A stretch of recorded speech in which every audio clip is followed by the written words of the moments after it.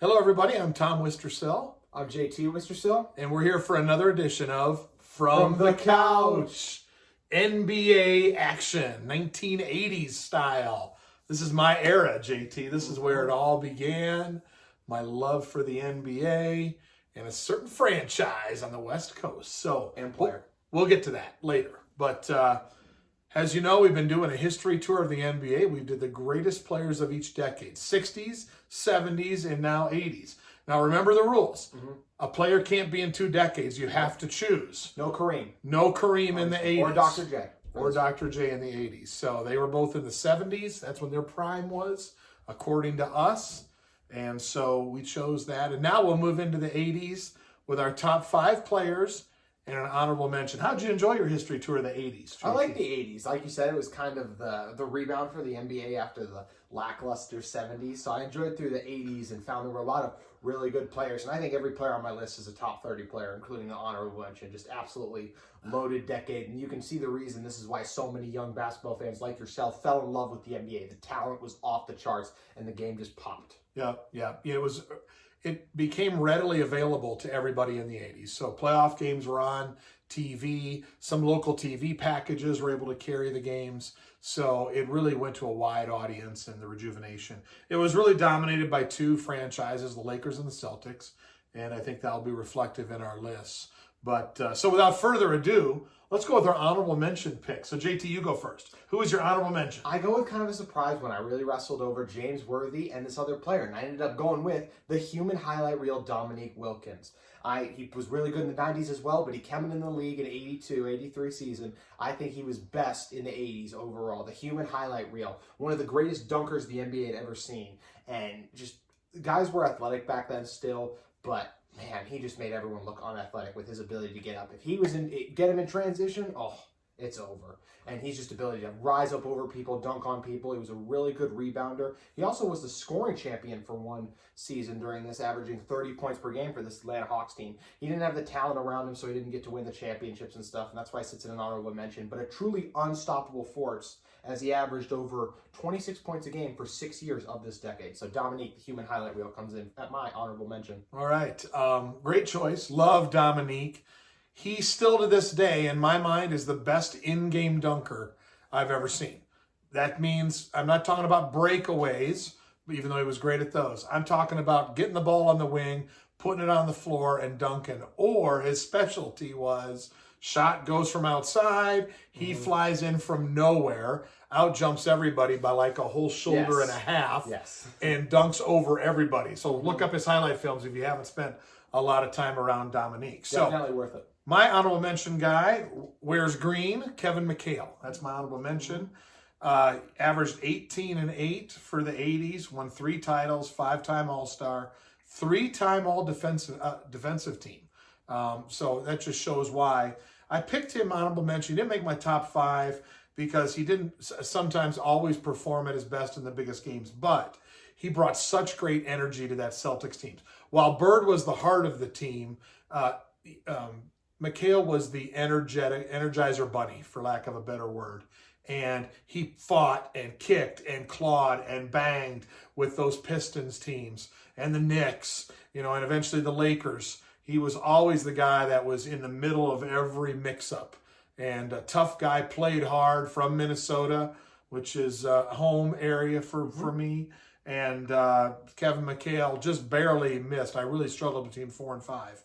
But he's my honorable mention, Kevin McHale. So, all right, number 5, JT. Who you got? Kevin McHale hops right in for me at number 5. I just love Kevin McHale. The toughness, the high basketball IQ for a lot of the reasons you listed as well. Not the most athletic guy, but a great defender. Had a ton of blocks throughout his career. And I actually saw, according to Basketball Reference, 6-time all-defensive selection. Oh, okay, so wow. He was a monster, besides never being the most athletic, just outsmarting everyone and really working on it. And the thing I love most about McHale's game, of course, is his post-game. They invented the torture chamber, they called it, when he would get the ball back there. His endless moves, fakes, pump fakes, just step through guys like that. I mean, it's just so much fun to watch. And there's a reason he was almost unguardable. You could be bigger, taller than him, but it was so hard because he's so fundamental. You get to the foul line very well as well. He could be a little higher for me, but unfortunately he only had one unbelievable season. He was robbed of more because of that lower, I believe it was a leg injury Yes. he suffered, and he was just hitting he was going to go on a run. I really believe that could have been special, but he only got to see, he was buried on the depth chart a couple of years,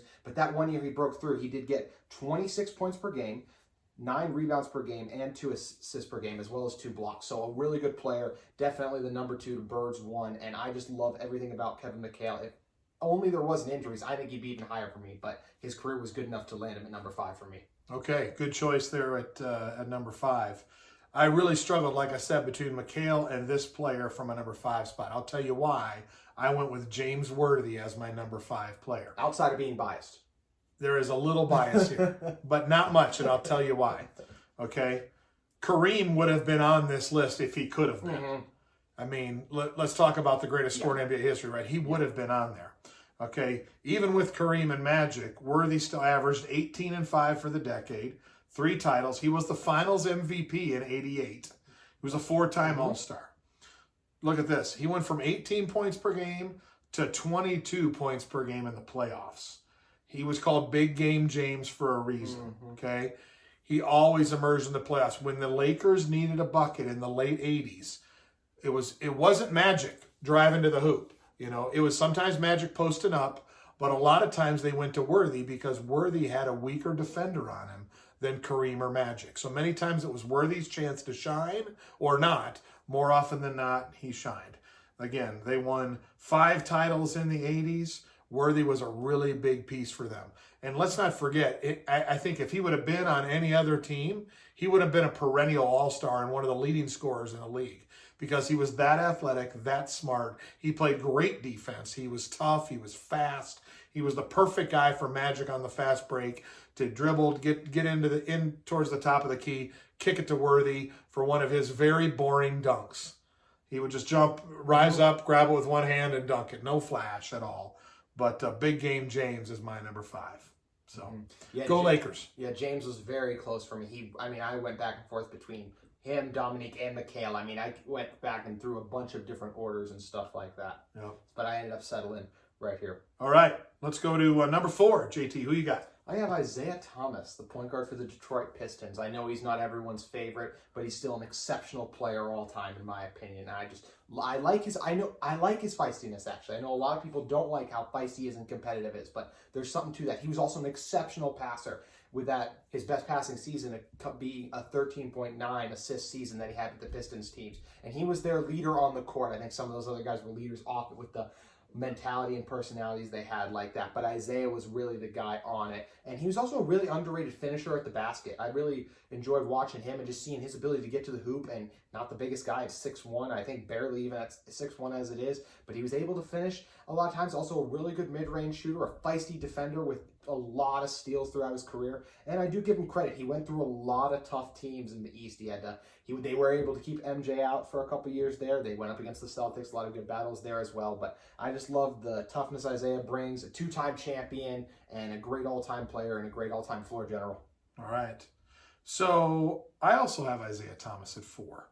You know, he only won 1 title in the decade, but you know, I mean, the question is you know, you don't hold him back maybe for that one title, right? So he went 29 and 2 in the 80s, 20 points, 9 assists, 2 rebounds, 1 title, 3-time first team. I wasn't a big Isaiah Thomas fan, wasn't a big Pistons fan, but he was tough as nails. He was like the typical kid you would expect to grow up on the streets of Chicago and play in the NBA, right? I mean, just was that tough, was that aggressive, always ready to fight, always on edge.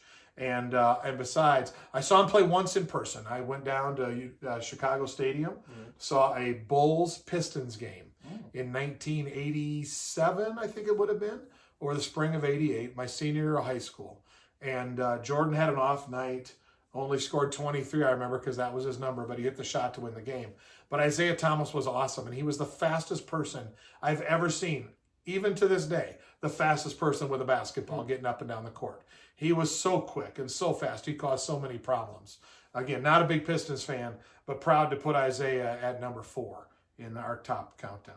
of the 80s. So, all right, number 3, JT, where you at? Yeah, Isaiah Thomas was great, 9th all-time assist. We both hit on. Number 3, and I honestly be shocked if we don't have the next 3 the same. Number 3 for me, Moses Malone, the Rockets and 76ers center power forward guy. 9th all-time scoring, 5th all-time rebounding, and honestly one of the most underrated players in the NBA, honestly. When you just ask about guys who are potential top 20 players even. I mean, he's got a real argument for it. He was an unstoppable machine in the paint with his size, physicality, and he had pretty good hops up as well. He could really get up there. He was also a decent mid-range shooter, and with his weird shot that was really high on top of his ability to sky up like that, it was just hard for guys to block it like that. And of course, Moses' career accumulated with his championship with the 76ers, helping Dr. J win that ring. And he also won Finals MVP for that team. So the big, strong, dominant Moses Malone comes in for me at number 3 and is one of the most underrated players in NBA history. Absolutely. He just passed away this past week, so R.I.P. Yes. For Moses Malone. He's also my number 3, 24-12 in the decade, 2-time MVP. And there were 10 years in the decade. He was a 10-time All-Star. Yes. And so he was very, he doesn't get enough credit historically for how great a player he was, which is really too bad. If you look back, if you asked most people today to name their 20, 25 best players in history, probably not many would get Moses Malone on there, which is a shame because he belongs on there for what he did. And that year in the finals, when they swept the Lakers in '83, he was awesome. And he really dominated the paint. He's just so big and strong. And again, easy to put Moses as number 3. So, all right, let's move on to number 2. Yeah. Where are you at? The top 2 is obvious. From the day they first met at the John M. Huntsman Center at the University of Utah, we knew this rivalry would be special. We all know who my number 1's going to be, but for the moment, let's focus on Larry Bird. Larry Legend, one of the greatest players of all time. I really believe an argument for top 5 for sure. Guaranteed lock top 10 player. 6'9" forward for the Celtics. What most stands out about Larry is his confidence, clutchness. He would literally tell guys what he's going to do, then do it, then hit the shot on him. But he was so smooth and crafty as well. One of the things I forgot to mention with McHale was how unselfish these guys were at times. Larry could still light it up and score, but when he really wanted to, he was an exceptional passer, and I was blown away by some of his passes. Also an unbelievable shooter when the 3 wasn't the biggest thing by then. And he was another guy who was just, like I said, crafty. Just ball fakes, head fakes, just all kinds of things to get that little bit of space to the defender so he could rise up and hit the shots. He's a 3-time champion, a 2-time Finals MVP, 3 MVPs, 12 All-Stars, and he was just dominant throughout an entire dominant decade and really helped shape what the Lakers-Celtics rivalry became. And he was just a dominant, great player. And I really enjoyed going back and watching Larry Legend's game, and he lands in at number 2 for me. All right. Larry's number 2 for me as well. I hate the Celtics. I don't like the color green. And but nonetheless, I had the most respect for Larry Legend. 3 titles, 3 MVPs, Rookie of the Year, 9-time All-First Team, 24, 9, and 6. 24, 9 rebounds, 6 assists for the decade. He was tough. He was smart. He could shoot it. And every NBA player, every time they get a paycheck, should send a thank you note to Larry, Magic, and Michael and say thank you for putting the NBA on the map. When Magic and Larry came in the league in the 80s, the NBA was dying. It was 79 was a rough year. It was bad. There was fights. There was drug problems. They saved the NBA. They launched it into the stratosphere, right? Jordan took it to another level international-wide, but as far as the United States goes, those 2 saved it. And what it was you had the tough, white guy playing in Boston and the flashy black guy playing in LA. And it created everybody in the country. And at the time, I lived in Iowa and Wisconsin, right? And so everybody in the country was a fan of one or the other. So there was no middle ground. Nobody was like, I kind of like the Lakers and Celtics. Yeah. No, you either loved the Lakers or you loved the Celtics. Every basketball fan was there. And it scared the hell out of me when Larry had the ball in crunch time. And I think that was the case for everybody that was cheering for the Lakers. And he was just a great player. He showed up every game and did the little dirty things that needed to be done. He was tough. He was smart.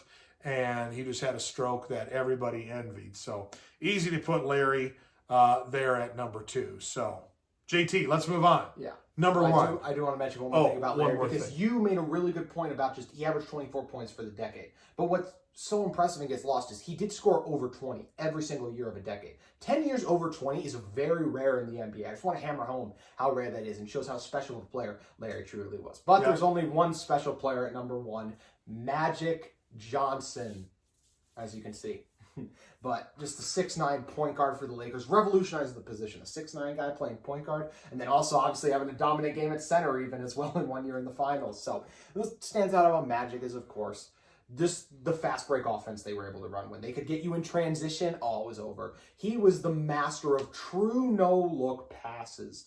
He would really be able to look away and throw the ball. Some guys kind of look away today. No, he was really looking away and throwing it, and just, you didn't know where it was going, what's he going to do? And if he decided to keep it, he's 6'9" and pretty big, so he's going to score. He also had it was when he posted up, he was very effective as well with that overall size.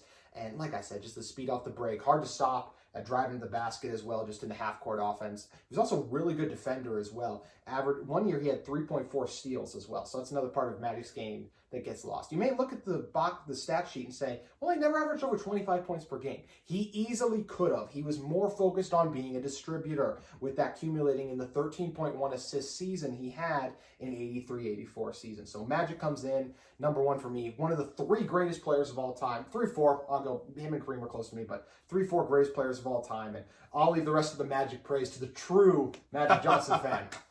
Yeah, Magic's number one for me, as my number one player all time, my favorite player. He's the greatest point guard ever. In my mind, he's the greatest winner ever. When it came time to winning, he did it. He did it in a way that nobody's ever done it before. And again, I talked about him and Larry revolutionizing the game and bringing it up to more people. He averaged 20 points, 11 rebounds, 11 assists, 7 rebounds in the decade, 5 titles, 2 MVPs. The one thing that a lot of people forget about Magic, unless you're my age, is when he came in the league, he was athletic, he was fast, he was smart, he could play multiple positions, as you referenced in the finals when Kareem got hurt. As a rookie, he won the NBA title playing center, scored 40 points playing center as a rookie, as a move from point guard to center. And try that on for size for anybody even today. And then he had to get better. So he wasn't a very good outside shooter when he first got in the league, and he developed that. He developed a three-point shot as time went on. When he stopped penetrating as much to the rim and finishing there, he developed a shot. As all great players do, they get better and come up with new things to get their game. And Magic was able to do that. When crunch time, came down, like I said before, oftentimes he had to defer to Worthy because Worthy had the weaker defender on him. But when the game was on the line, when there was one shot to be taken during their title years, Magic usually took the shot. And so he wasn't always the leading scorer, as you said. He was always the leading assist guy. He always had the rebounds, and he always did it with a flair that took the NBA to new heights. So easy for me to pick 32 as my favorite player ever and my favorite player of the 80s, and I love the NBA because of that rivalry. And those people that were around then remember Tommy Heinsohn and Dick Stockton doing the games. And here's Tommy Heinsohn, former Celtic player, doing the finals games, Celtics, Lakers. It was the biggest TV event of my life back then in the mid to late 80s, watching those titles. And so excited to have him as number one. So there you go. Yeah, final thoughts. Yeah, fifth all-time in assists, and just another impressive stat like I brought up with Larry. Magic had 9 seasons where he averaged 10 assists in a row. Another thing that's incredibly rare and extremely difficult to do. Just shows you what a great floor general Magic was, and one of the most infectious smiles of all time. That's right. As well. So great history tour in the 80s. Really enjoyed it. Lots of great players, and you can see why this saved the NBA. And we'll get to the guy next time who also is a huge part of the NBA success today. Absolutely. So that's great. Well, hope you enjoyed our trip through the 80s here on another edition of From the Couch. So we'll see you next time when we move into the 90s. Have a great one.